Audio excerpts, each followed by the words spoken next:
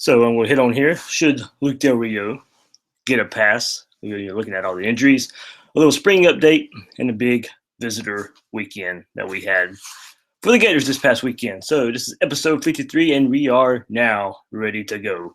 I'm your host, David Waters. You can find me on Twitter at GatorDave_SEC. This is going to be a solo show. Got a busy show for tomorrow as well, so decided to do a couple shows. But my co-host will join me tomorrow on tomorrow's show. But you can find them, Joey and Bill. You can find Joey on Twitter at JoeyV_SEC Sports and Bill Sykes on Twitter at RealBSykes. And you can get all your Gators breakdown episodes on SoundCloud, iTunes, and YouTube. Just search on those sites or get the links by following us on Twitter at Gators Breakdown and on Facebook. Just search Gators Breakdown. Also, please do this. If you like it, share it, leave a review, rate on iTunes, all that good stuff. Helps us out here on Gators Breakdown. So now let's break down some Gators football. Quarterback Luke Del Rio, who started 6 games in 2016 before injuries kind of derailed his season, scheduled to undergo a second shoulder surgery of the offseason. It was just past Wednesday. So Jim McElwain in a press conference starting the week mentioned that Luke Del Rio was going to have another surgery. It kind of caught us off guard because this time he'll actually have it on his throwing shoulder. Quote, cleaned out is what's going to happen from Jim McElwain. Del Rio before that underwent surgery to repair his non-throwing shoulder shortly after the season ended. Not really a specific timetable for Del Rio right now. McElwain said the surgery is minor and appeared pretty optimistic that Del Rio will be ready by fall camp to join the battle between Felipe Franks and Kyle Trask. Quote Jim McElwain, he'll be fine. It's not major. So with that, I asked you guys on Twitter last week, should we give Luke Del Rio a pass since we now know more about his injuries? Both shoulders, the leg injury he suffered against North Texas. Most of you out there said no, he should not. And I tend to agree, but I do think it needs to be brought up and it's worth mentioning. I think part of what happened here is after all the injuries, it might have changed the mindset for Luke Del Rio. And I'm not making an excuse for him. This may not even be the case. But this could be the case. It's just something to keep an eye on. But playing with the injuries, I think it could be said that maybe he was trying too hard to make some things happen, for some things that he may not have in the first place. He was limited in arm strength to begin with, but with the injury, I think it just compounded the problem. I still think it has more to do with opponents getting film on him and figuring out pretty quickly that he's a very limited quarterback. He couldn't adjust, made too many bad decisions to being a successful SEC quarterback. And we saw his last 2 games. In spite of him, Florida won against Georgia, but we remember early in the game with the interception there on the first drive. Then the very next week against Arkansas, a pick 6 on the very first throw of the game from him. So, Florida went on to get routed. And for whatever reason, Jim McElwain did not pull Luke Del Rio in that Arkansas game. Maybe Florida stood a better chance if we go back and look at that game and throwing Austin Appleby into that game. But I think you could tell from there that Luke Del Rio it was not right. He's not that bad, and I do think injuries play a part in that. But he's not elevating this Florida offense into what it needs to be. He is a limited quarterback. There's a lot more upside in Franks or Trask, and we've heard it from Barrett Sallee and Thomas Goldcamp, and Bill and I have talked about it. Joey and I have talked about it. We've all 3 talked about it here on this show. There is an outside chance probably that Luke Del Rio, Florida plays Michigan, is still the starter because of his experience. But I'm ready to see this offense just grow, get the young guys some playing time, and build on that for a successful 2018 season. I just probably think we've seen the last of Luke Del Rio, or at least we hope so. So if you guys want to talk about that, we can talk more about that on Twitter or whatever after you listen to this episode. I think it's it's something worth brought up. But Florida should be moving on hopefully for Luke Del Rio. Let him be a clipboard holder. Let him kind of groom these quarterbacks. There's some things he can share with them, but hopefully it's a Franks and Trash show from here on out. So now let's move forward a little bit to kind of what happened on the field last week with spring practice. Of course, I think we all knew at the first practice, and it kind of blew up on Twitter, and I jokingly tweeted out, "Don't overreact," but how much better Felipe Franks looked than Kyle Trask in the first practice of week 2 last week. Franks was working with the starters again at the beginning of the practice. He was superb, and basically it's the best Felipe Franks has looked since he stepped on campus a year ago. And fastball work, when they go 11 on 11 at the beginning part of practice, get really on like 4 plays in. The pass rush got to him on the first throw, so he kind of rushed the throw, fired behind Antonio Callaway on a drag route. But after that, Franks was on fire. The highlight was finding Callaway down the sideline, who got loose against Chauncey Gardner with a perfectly placed ball delivered downfield for a touchdown.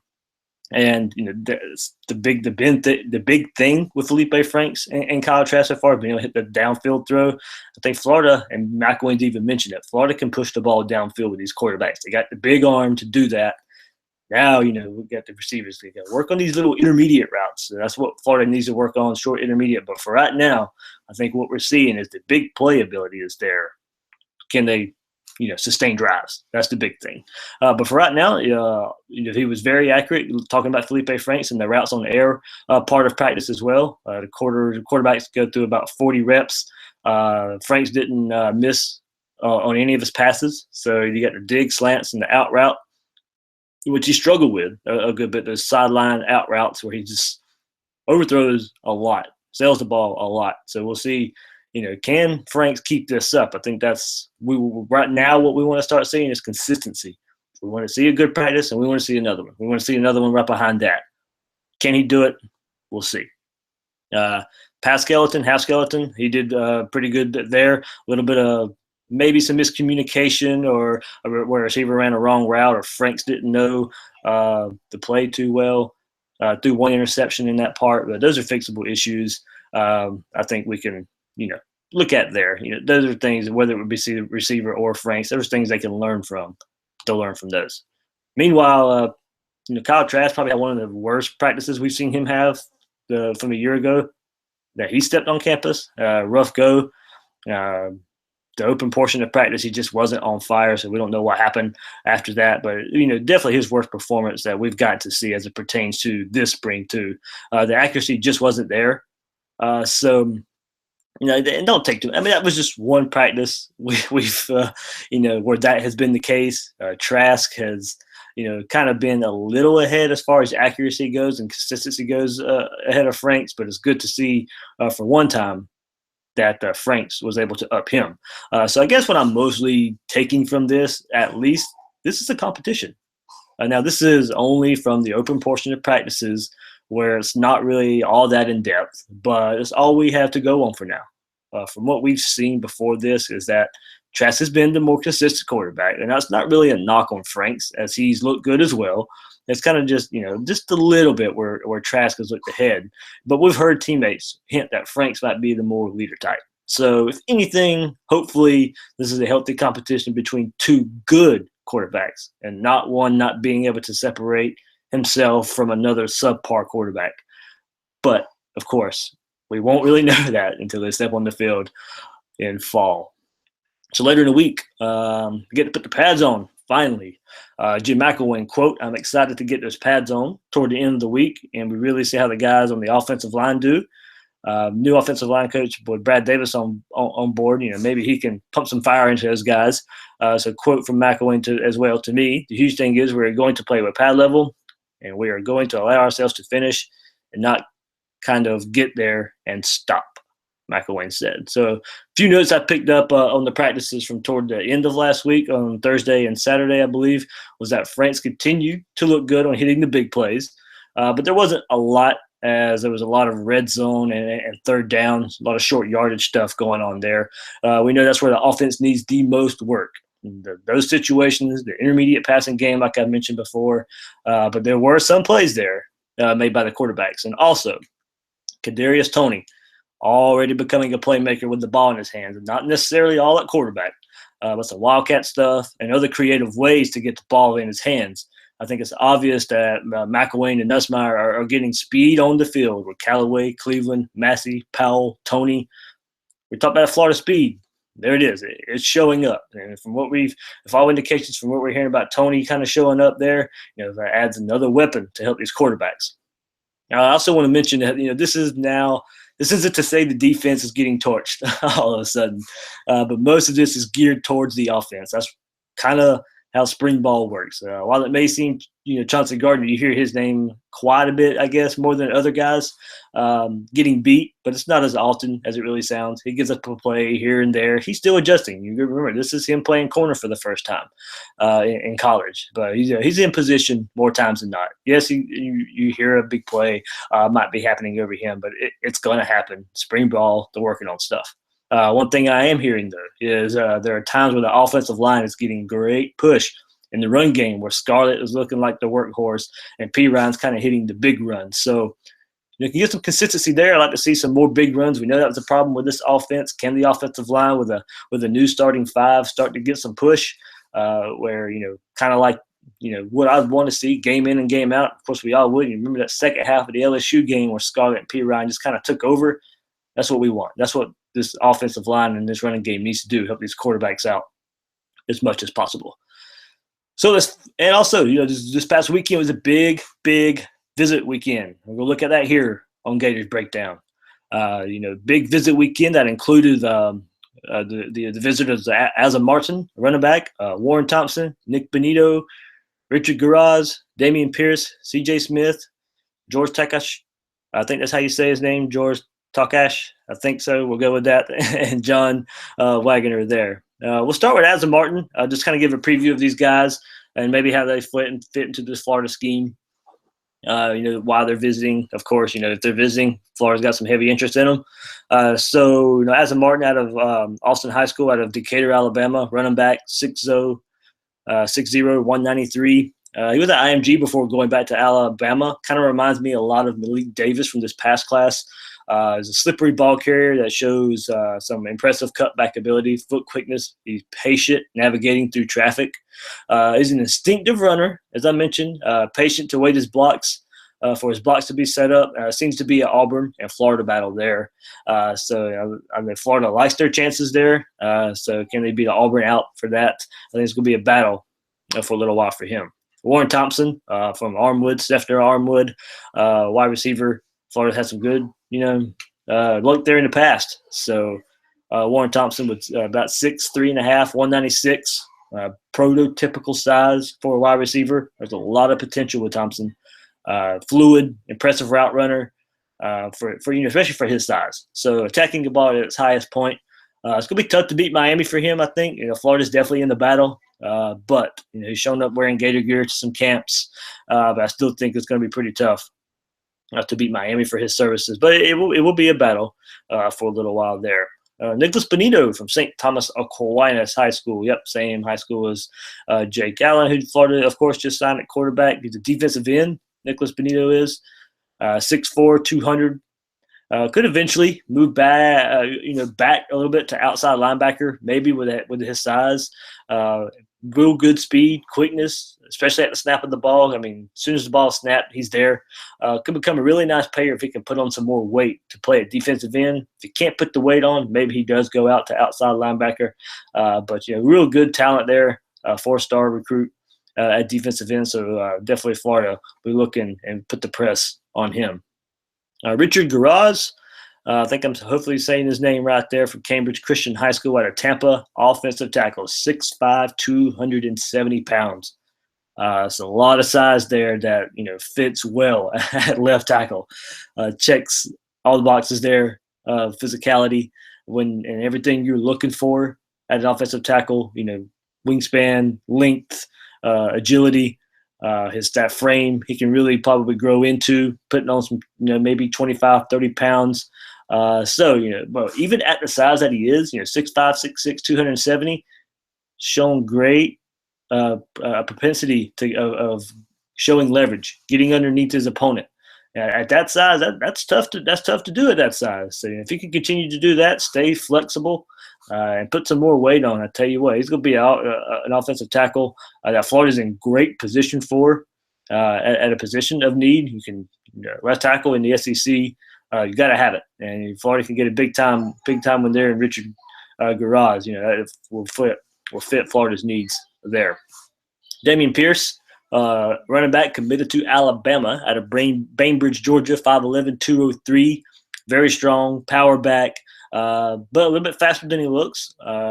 He flashes those quick, subtle moves, and I really, really compare him a lot to Jordan Scarlett. We've seen those subtle moves that Jordan Scarlett does to make people miss. He's a force from running downhill, breaks tackles, gets yards after contact, a lot like Jordan Scarlett, but he doesn't necessarily have the top-end speed, but fast enough to be a force. So I think if you want to look at somebody to compare Damian Pierce to, look at Jordan Scarlett. And I think that's probably what you can get there. He went to 4.6 40. So, like I said, it's kind of to set the speed. He's fast in pads, but powerful as well. So kind of an all-purpose, every down back that you would be getting there in Damian Pierce. It'd be tough to pull him from Alabama. Their lineage of running backs there. But if Florida could pull him to kind of, make up for the toughness that they will lose from Jordan Scarlett in a year or two, Damian Pierce can fit that mold. C.J. Smith at Oxbridge Academy down in West Palm Beach as safety at 6'3", 190. Ball skills out the roof right now for this guy. Double-digit interceptions in 2015. But when you add his size and frame, tell you what, that's what you're looking for. 6'3", 190 at safety. Size not to get beat. If you're anywhere within the ball, you can make a play on it. So with that size, though, I'd like to see him play a little bit tougher. Get his head in there on some tackles. But for what you're looking for, probably in a free safety, tell you what, he fits the bill. And of course, the name I'll probably mess up here is George Takash. I'll go with that. I happen to look up some pronunciation stuff, so hopefully that's right. If not, George, sorry if you listen. Gulf Coast High School tight end, 6'7", 236, out of Naples, Florida. I think with that size, it would be pretty clear that Florida is looking for a tight end that can be used as a pass catcher, but also a blocker. We've seen the liability there from DeAndre Goolsby not being able to block, Deontay Lewis having trouble catching. Florida could get a big package here in George Takash. Takash. There we go. I'm going to mess that up every time I say it. But a big target that definitely can help the quarterback. 6'7", 236, runs a 40-yard dash in 4.87. It's going to be a big hoss to bring down. You get the ball in his hands. Florida has definitely a great chance of landing him. I think Jake McGee here with that size and that frame, I think that's about the closest you can get to what we've recently seen in the Jim McElwain offense. It would be nice to see. We saw how much of a weapon McGee was, and how he, helped Will Greer and Treon Harris in the year that he played here. So if Florida can get a big target like him at the tight end position, they need to definitely do so. John Wagner, defensive end out of West Des Moines, Iowa, 6'5", 230. He received his Florida offer this past weekend. He admitted that it put Florida near the top for him. 12 tackles for loss, 8 sacks this last season. There was a lot of time on the sideline in the second half of games. So if you're just kind of scoffing at those stats, that's a little bit of the reason why. In an interview with Recruiting News Guru, Wagner says feedback from college coaches has been, quote, they like my motor and that I have a good attitude and that I'm a good leader. They like that I have a good frame and I'm big. Then also asked, what are you going to do or what are you going to work on this offseason? Quote, I'm trying to get bigger, faster, and stronger. Speed will really be important. Developing as a player is important too. But the main one is speed, and keep trying to put on weight. So that was a look at the visitors that Florida had this past weekend. Kind of a 2-episode part here for Gators Breakdown. One today. I'll look for another one in the next couple of days there. But we had a lot to get to, of course, with the basketball as well. So I kind of wanted to break this up into 2 episodes for 2 days in a row here. So look for another episode soon. But yeah, I want to look up, get a kind of recap on this past spring or this past week in spring, where we had the news of Luke Del Rio, what happened in spring practice, and this big visit weekend the Gators just had. So that's it for this show. And on the next show, that will be up, like I mentioned, in the next couple of days, Joey, Bill, and myself we'll look into the quarterback recruit Joe Milton, kind of the name of the hour, I would say, for the Gators right now, and kind of where everybody's looking for a quarterback. But we'll look at him and the recruitment of him, the offer he just got, what that means for the Gators and the other quarterbacks in this 2018 class. Bill will go stat crazy in debunking what is floating out there about Randy Shannon not needing the superstar 4 or 5 recruits to field a great defense. And then Joey and I will also look ahead to basketball and them guys, after beating Virginia, destroying Virginia, making the Sweet 16 in Mike White's second year. So thank you guys for listening, and remember to subscribe and share on iTunes. Leave a review if you'd like, if you enjoy Gators Breakdown. Also find us on SoundCloud and YouTube, and follow me, Dave Waters, on Twitter at GatorDave_SEC. Joey, one of my co-hosts, at Twitter at JoeyV_SEC Sports. And the other co-host, Bill Sykes, on Twitter at Real B Sykes. So that was episode 53 of Gators Breakdown. Thanks for listening, and we will see you guys in a couple more days.